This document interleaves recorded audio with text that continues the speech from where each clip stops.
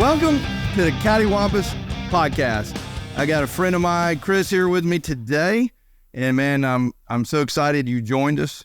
And we were just talking about how we kind of got connected up. So we've been running around the same circle, and we have a lot of common acquaintances and friends and relationships. But we hadn't really ever sat, and we've said hey in the coffee shop a good bit, but we actually have a viewer, at least one viewer, because he watched a video that said, hey, if you know somebody or you'd like to be on the show and share your story, what's your Cattywampus moment in your life, like reach out. And he reached out. So we at least have one viewer. So thanks to our production staff and all that, we got one person for certain. No, but it's been great hearing the stories from people that have been watching it. And we're mixing up, recovery and non-recovery related. And I think your story, if I remember what we were talking about, it was while you're in recovery. Like you got a recovery story, but that event was not, it was tailing up. So we'll get to that in just a minute. But like, what does it mean for you to be able to be here and be able to share a story? What does that just mean to you, kind of high level to you? Well, I did things all my life for me. Yeah. And without any regard for anybody else. If it was good for me, I did it. If it felt good, I did it. If it was the right thing in my mind to do, I did it. And I've tried to live differently in that last several years. And now I try to do things that I think are going to be good for many or good for others. And that feels a lot different, doesn't it? It sure does. It sure does. And I didn't know what I didn't know when I didn't know it. Well, it didn't knows. Yeah. But can you call my wife and tell her that? Sorry, he acts like that or does that.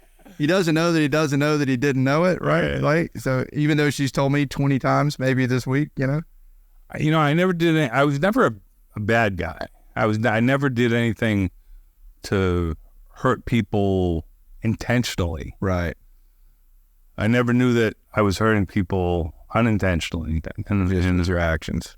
And the people that love me the most, they didn't tell me that. They didn't say, well, yeah, you're hurting us, until it was a thing. Gotcha. When it became a thing, it was a thing. Then you knew it. Then what you didn't know that you didn't know, they let you know. They let you know. So that's right. So there's hope for me there, Dean. If you're watching this, just keep screaming at me and tell me what I don't know that I didn't know, and maybe I'll get it. But no. But man, thanks for reaching out. Seriously, I'm excited to have you, and I think what you're going to share is going to be pretty interesting. And so what's that event in your life that was so cattywampus and just it completely took you by surprise? Like what was that? Well, see, I didn't know that either at the time. But I'm a big guy. I like to eat, I like food. And I love pancakes. My mother's pancakes were fantastic. I made them fantastic. I just said, well, I don't know, Bisquick. There's a plug for Bisquick. You need to send us some money there. We just plugged it. I don't know, but they were awesome. Yeah. I can't remember the first time my mother made me pancakes.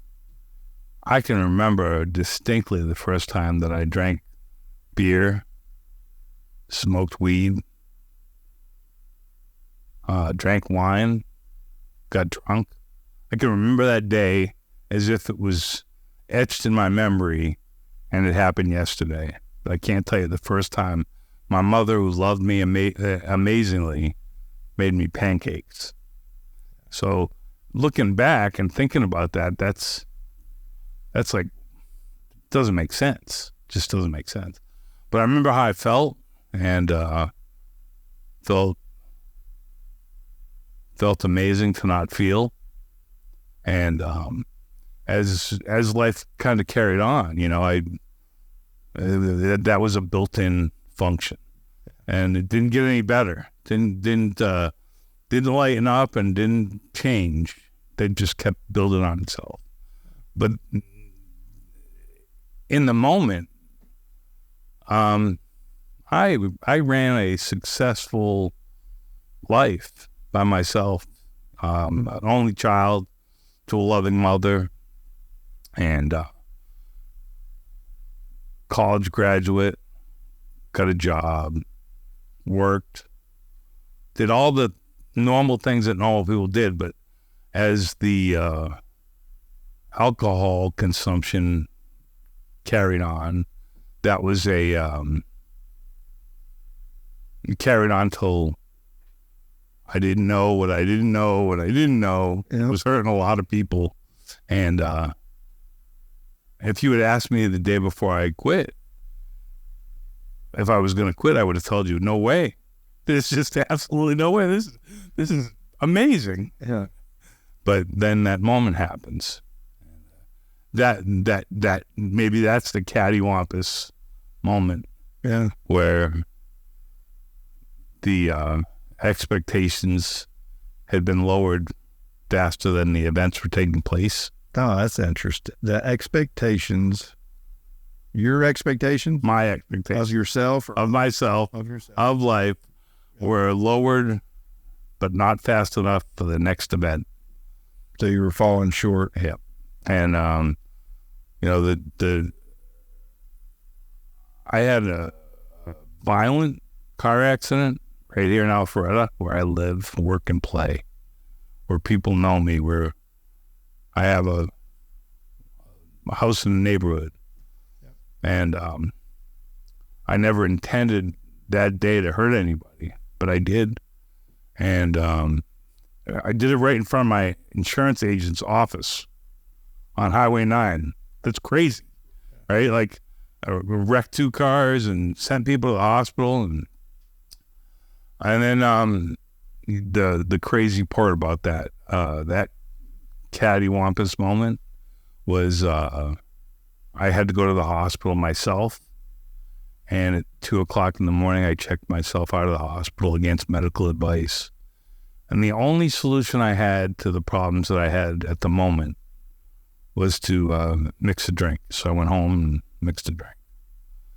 And then the next day, the Cattywampus moment took place, where my mother, who was just awesome, just an awesome woman, I can't imagine the shame that I brought this woman to do what she did. But she said that I couldn't be part of the family anymore, that her and my dad had spoken, and that unless I got help right now, that I could no longer be part of the family. She'd never see me again. And I believed her. So that moment of clarity came. And that was 16 years ago, this coming July. And the greatest gift I've been given was not that I put down the drink, but my mother got to experience me for 7 years as a sober man, and I got to walk her through the toughest part of her life. And she's passed. I've got a great relationship with my dad. We're pals, and that I never saw that coming. What do you think? What's the biggest challenge you've overcome in sobriety? Because you're out making stuff happen, right? I mean, you've had yeah. I work, and I'm self-employed, and I've been self-employed since a year and a half before I got sober, and that year and a half was kind of ridiculous. But we don't even go into that. I can imagine what that looked like. The last year and a half was ridiculous, and I'm an insurance broker, and I do employee benefits, and I've been doing that for 17 or so years. And the things that I've learned along the way, and I think really what I'd have to say that's more important than that part of the journey is somewhere around the 2016, after my mom passed, 2015, I knew there was something missing in my life. There was a real hole in my heart.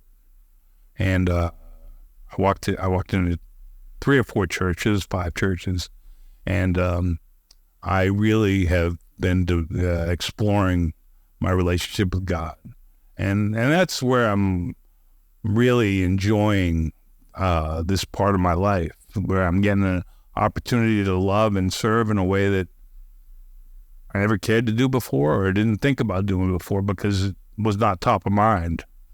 And I don't know if I answered your question. No, that's it. It's you get to answer them however you want to answer them. So it's great. I mean, but you're getting to cook pancakes now. Yeah. Right. You're getting to express and show that love that you've felt and think about when you say pancakes, you start smiling. Right. Right. And it's, the same thing. My grandmother, I remember being in her house with my grandfather when I spent a lot of time there hunting, and all through the winter and fall and winter. And when you'd come in from the morning hunt, I could know the smell. When I opened the door, I was going to smell the bacon that she had fried. Mm-hmm. And the waffle iron was already going to be hot and mixed and ready, so within 2 minutes, 3 minutes of walking through the door, you're going to be eating a great waffle and bacon. And it's just those memories that I can't remember the first one I had. I can't tell you the last one I had. I can tell you the enjoyment I got out of it, how much she enjoyed to do it, but I can tell you the first time I got drunk, the first time I got high, the first time I had sex. I all those things, but they're not of value. It's not something I carry there. What do you think in your 16 plus years now? You said 16 plus years. What have you learned? Like 2 or 3 takeaways that you've learned to help you go from where you were, like fundamentally, what's different with you now than where you were? Well, one of the hardest, there's a couple of hard lessons in there. First and foremost is I'm not always right. That's a tough one for me. Yeah. But I'm not always right. Yeah. I can't do it alone. I need help. I need to humble myself, be grateful, and ask for help, because it is, for me, the most important thing that I can do for myself. Not need all the answers, not need to put all that burden on myself to be all-knowing, which I know is not true, but right. But we can tell ourselves. Sure. I could tell you how to fix your car and how you're supposed to talk to your wife and kids and all the things that you're supposed to do, and I can't balance my checkbook. That's silly. Are we supposed to balance our checkbook? Yeah, well, I haven't done that in a while, but I don't want to talk about that. So, if anybody's watching there, then they just need to get a hold of your debit card. You can take advantage of Chris's debit card. He doesn't balance his check. Yeah, yeah, right. So, anyway, the thing that I think I've learned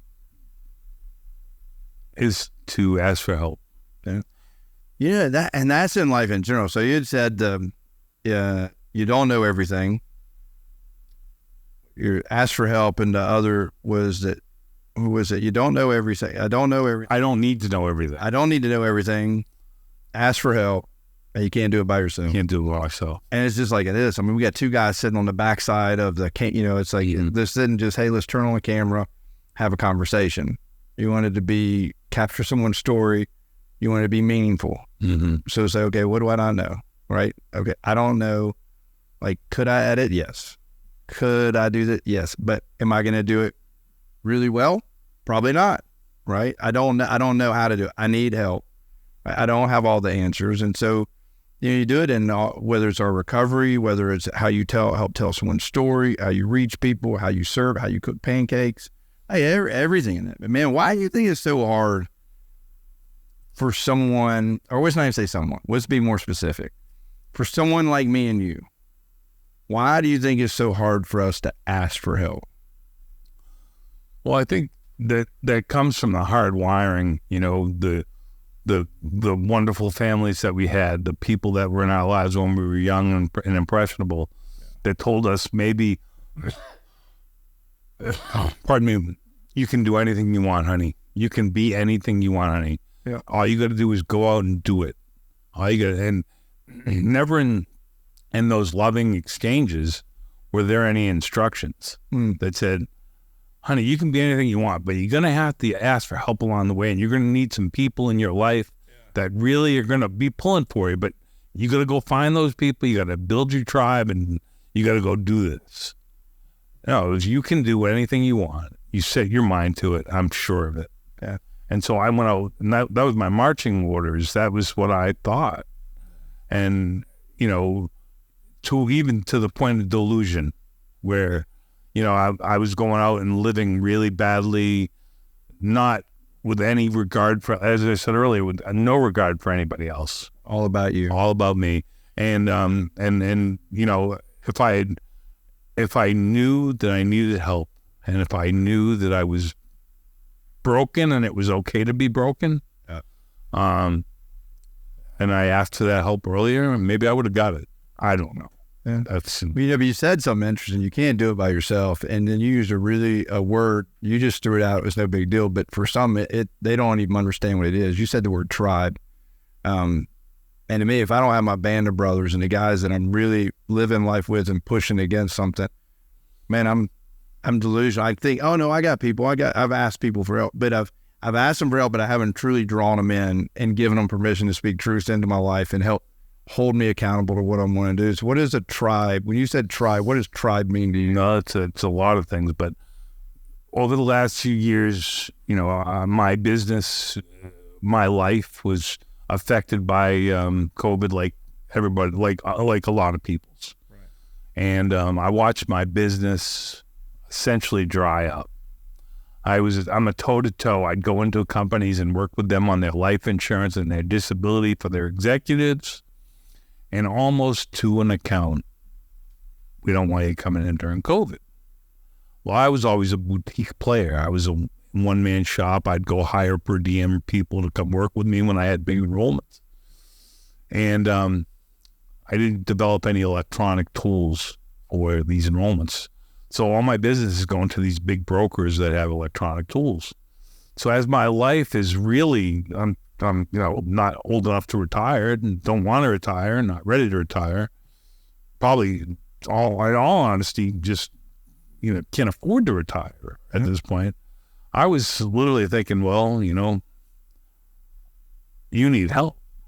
So I met a guy when I got sober, and he's a guy that I know at church as well. And a year and a few months ago, I went up to him and I said, you know, Doug, I think I need a job. I think I need to come to work for you. And I explained the whole story. I told him the truth. And which is hard to do, especially we're 15 years sober. Supposed to have all your shit together. Life's going great. Like from outside, someone looking in, hey, Chris has got it all.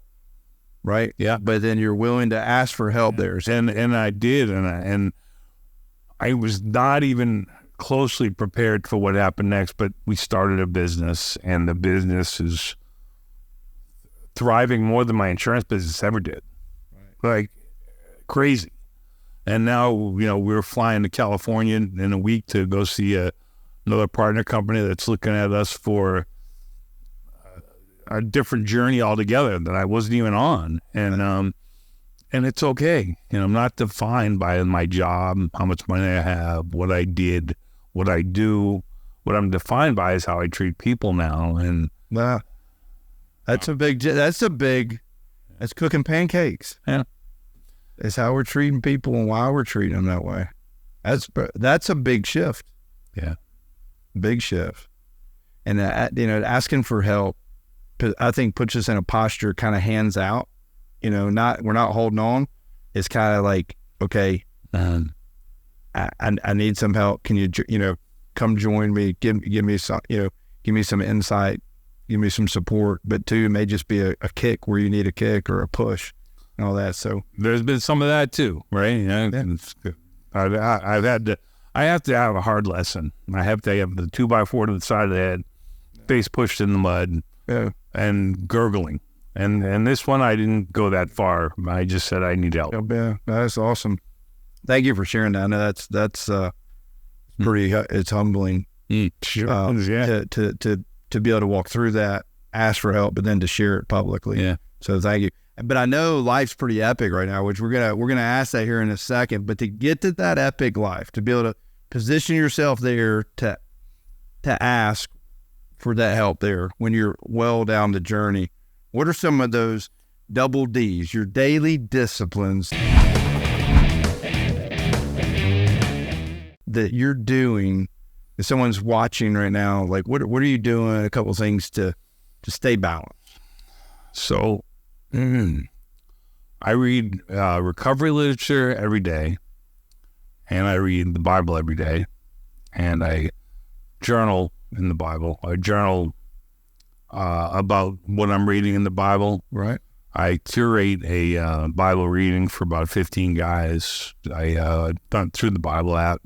Yep. And nothing special. I just intentional though. Intentionality is special. Yeah, well, but so what happens for me is today I'm reading about discipline in Proverbs, and I'm like, yeah, I need more than just that sentence. So then I go out and I find the next 30-day challenge that we read in Proverbs, and I have 14 or 15 guys that I invite, 4 or 5, come along every reading, and we all make our comments. And it's kind of nice because you get in snippets all day long because not everybody reads at the exact same time. Yeah, they make their comments, and you could be in the middle, you get ready for a lunch appointment, and all of a sudden, man, I needed to read that about discipline today. I was ugly to my wife or ugly to my kids, and then it can give me the pause that I need to say, well, wait a minute, stop that for it. I got to calm down going into this. I prayed before I walked into this meeting and into this room because I needed some just peace. So I do that every day. I pray every day, and then I try to call 5 guys a day in recovery, and it's usually more than that. And we're not ever talking about recovery. It's just talking about living life on life's terms and getting better at that. So. Yeah, man. That's awesome. Those are some good daily disciplines, without a doubt. I mean, those double D's are there for someone if they want what you have. And like if they want what you have, man, how epic is life right now? Like what are you enjoying that you never thought you would get to enjoy? Really, it's that there's a lot of people in my life, not just men, but relationships I have with people that are just magical. And probably the most awesome one to me is my dad, because he's not. So I say dad, and everybody that knows me knows that I say dad. He's my stepdad. He was married to my mom for 30 years. He received me when I was broken, and he lived with me while I was broken for 30 years. And then he was part of the man. He was he loved me enough to be with my mother and stand locked arm and said, you can't be part of the family anymore. Then after my mother died, he's not my biological father, but he's my dad. Yeah. And so that relationship is awesome. And I didn't think that would even be possible. Never in a million years. And then I got some really crazy good guys in my life that I just love and love me. And,